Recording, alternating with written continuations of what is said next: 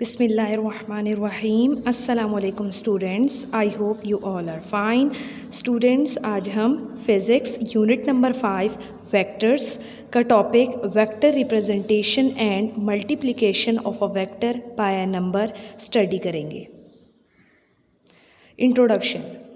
We deal a lot of physical quantities in physics, some of which are quantities that require only magnitude to completely explain themselves, called scalar quantities, and some require magnitude plus direction, called vector quantities.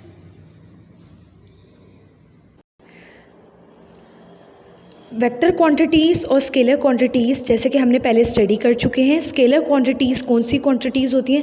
वो physical quantities होती हैं जिसमें हमें magnitude भी और magnitude हमें given होता है। यानी कि स्केलर क्वांटिटीज़ वो क्वांटिटीज़ होती हैं जिसमें हमें मैग्नीट्यूड पता होता है किसी भी क्वांटिटी का। और जो वेक्टर क्वांटिटीज़ होती हैं ये वो क्वांटिटीज़ होती हैं जिसमें हमें मैग्नीट्यूड और डायरेक्शन क्वांटिटीज़ की पता होती हैं। स्केलर क्वांटिटीज़ की एग्जांपल है time, distance, energy, speed etcetera. Vector quantities की एग्जांपल है displacement, force, momentum.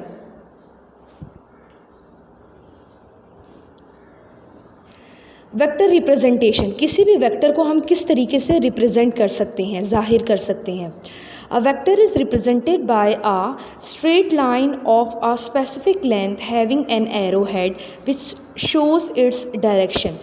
This straight line is also called the representative line of that vector. Vector representation में हम ये स्टडी करते हैं कि वेक्टर को किस तरह रिप्रेजेंट करते हैं। वेक्टर को हम रिप्रेजेंट करते हैं स्ट्रेट लाइन से। ये वेक्टर को हमने रिप्रेजेंट किया डायग्राम के ज़रिए। ये एक स्ट्रेट लाइन है और इसकी स्पेसिफिक लेंथ है और एक इसका एरो हेड है, और जो ये एरो हेड है वो क्या रिप्रेजेंट कर रहा है? डायरेक्शन बता रहा है। और जो स्ट्रेट ये लाइन है ये क्या बता रही है? उसकी मैग्नीट्यूड बता रही है। किसकी? वेक्टर क्वांटिटी, वेक्टर की। ठीक है, तो ये वेक्टर है। वेक्टर के जो एंड वाला पॉइंट होता है उसको कहते हैं टेल, और जो ये स्टार्टिंग पॉइंट होता है इसको एरो हेड कहते हैं। ठीक है, तो ये डायरेक्शन बताते हैं और ये जो पूरी लेंथ है ये मैग्नीट्यूड है वेक्टर का। अब आगे इधर इस टॉपिक में आपको और क्लियर हो जाएगा रेफरेंस एक्सिस और rectangular axis.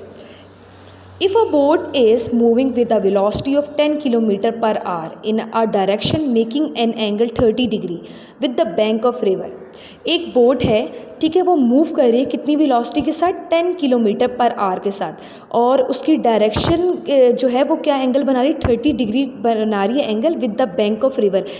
Bank of river के साथ वो एंगल बना रही है 30 degree. The velocity of the boat can be conventionally represented by considering the x-axis parallel to the bank of the river. अब जो बोट की वेलोसिटी है वो रिप्रेजेंट कर रही है कि कंसीडर करते हैं कि जो एक्स एक्सिस है, ये हमने ग्राफ बनाया है, तो जो एक्स एक्सिस है वो किसके पैरेलल है?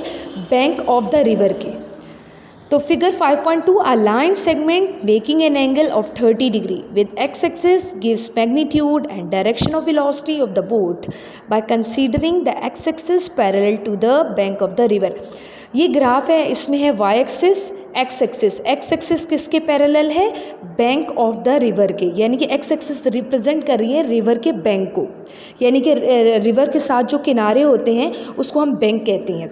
उसके बाद जो ये लाइन है, ये लाइन क्या रिप्रेजेंट कर रही है? ये लाइन जो है वो रिप्रेजेंट कर रही है वेलोसिटी को, रिप्रेजेंट कर रही है डायरेक्शन को, रिप्रेजेंट कर रही है। अब ये जो लाइन है ये बैंक ऑफ द रिवर के साथ जो है वो 30 डिग्री का एंगल बना रही है। ठीक, तो हमारा रेफरेंस एक्सिस क्या? हमारा रेफरेंस एक्सिस क्या होगा? X axis. एक्स एक्सिस क्या है? ये पैरेलल है बैंक ऑफ द रिवर के, और इसके साथ एक्स एक्सिस के साथ ये वाली लाइन जो है वो 30 डिग्री का एंगल बना रही है।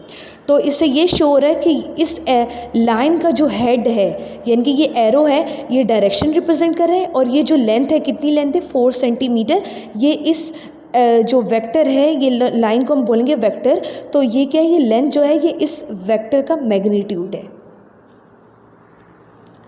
Multiplication of a vector by a number, vector को मल्टीप्लाई करते हैं किसके ज़रिए? नंबर के ज़रिए।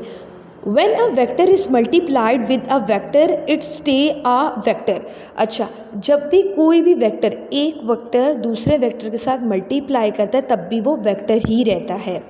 Its magnitude change and time, लेकिन इसका मैग्नीट्यूड जो है वो चेंज होता है कितने टाइम, एंड टाइम। एन क्या रिप्रेजेंट करता है, कोई भी नंबर, यानी कि 1 से लेकर onward. The vector multiplied by a number and its answer vector, they are both parallel to each other. जब वेक्टर जो है वो एक नंबर के ज़रिए मल्टीप्लाई होता है तो इसका जो वेक्टर होगा पैरेलल, दूसरा जो वेक्टर बनेगा वो भी पैरेलल ही होगा वो भी वेक्टर ही। जैसे इसमें आप डायग्राम में देखें, एक वेक्टर है वी वेक्टर, ब्लैक कलर का जो शो है वी वेक्टर। अब जो ये वी है ये 2 से मल्टीप्लाई करता है तो ये सेकंड वेक्टर बना 2v। अब ये दोनों वेक्टर्स जो हैं इन दोनों की डायरेक्शन देखें सेम है, यानी कि इन दोनों के एरो हेड देखें दोनों एक ही तरफ है, लेकिन इन दोनों का मैग्नीट्यूड डिफरेंट है। अगर ब्लैक की लेंथ देखें और ब्लू की लेंथ, दोनों में डिफरेंस है, क्योंकि देखिए पहले v था, अब v जब 2v से मल्टीप्लाई हुआ तो उसकी जो ये मैग्नीट्यूड मीन जो इसका लेंथ है वो इंक्रीज़ हो गया, लेकिन इन दोनों वेक्टर्स की डायरेक्शन क्या है, सेम है। If it's multiplied with opposite sign number, positive to negative और negative to positive, it's direction change. अब जैसे v है तो v अगर मल्टीप्लाई होता है +2 से, ये +3 प्लस n से मल्टीप्लाई होता है, यानी कोई भी n नंबर है लेकिन वो पॉजिटिव में, तो दोनों वेक्टर्स की क्या होंगी, डायरेक्शन सेम होगी, लेकिन लेंथ यानी मैग्नीट्यूड डिफरेंट होगी। लेकिन ये जो वेक्टर है ये मल्टीप्लाई होता है किसी भी नेगेटिव नंबर से। जो नया वेक्टर बनेगा ना, पहले ये वाला वेक्टर होगा फिर ये वाला बना, क्योंकि ये नेगेटिव से मल्टीप्लाई हुआ, यहाँ पे पॉजिटिव से हुआ तो यहाँ पे नेगेटिव नंबर से। यहाँ पे नेगेटिव नंबर क्या है, -2, तो v मल्टीप्लाई हुआ -2v से, तो एक न्यू वेक्टर बना है। तो देखिए आप ब्लैक वाले वेक्टर की और रेड वाले वेक्टर की दोनों की डायरेक्शन क्या है, डिफरेंट है। क्यों डिफरेंट होगी, क्योंकि ये पॉजिटिव है और ये क्या है, ये नेगेटिव है, इसलिए इनकी डायरेक्शन डिफरेंट है। Suppose vector v is multiplied with 2, -2 and 0। अब जैसे ये वेक्टर v है, हमने इसको मल्टीप्लाई किया 2v से तो ये 2v बन गया, लेकिन क्योंकि ये पॉजिटिव है दोनों की डायरेक्शन सेम है। लेकिन यहाँ पे जो है, अब ये जो v है ये नेगेटिव नंबर से मल्टीप्लाई हुआ है, तो ब्लैक वाले वेक्टर की और रेड वाले वेक्टर की डायरेक्शन क्या हो गई, डिफरेंट हो गई है। लेकिन अगर वेक्टर जो है वो 0 से मल्टीप्लाई होता है तो सिर्फ यहाँ पे ये डॉट बन जाएगा, 0 का मतलब 0 कोई वेक्टर नहीं होगा।